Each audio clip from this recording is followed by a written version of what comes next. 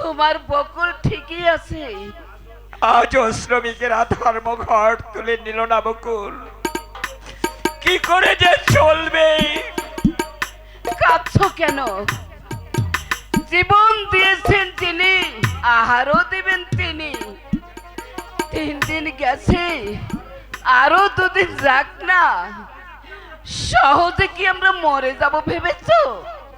না বকুল না, অসুস্থ শরীর নিয়ে তোমাকে আমি উপোস থাকতে দেব না।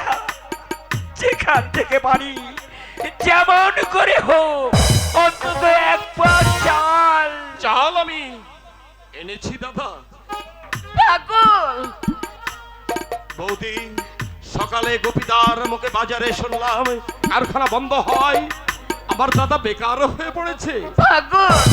আজ 3 দিন ধরে তোমরা কিছুই খাওনি, তোমরা উপোসে করে আছো, তাই চাল দিয়ে আমাদের সাহায্য করতে এসেছিস।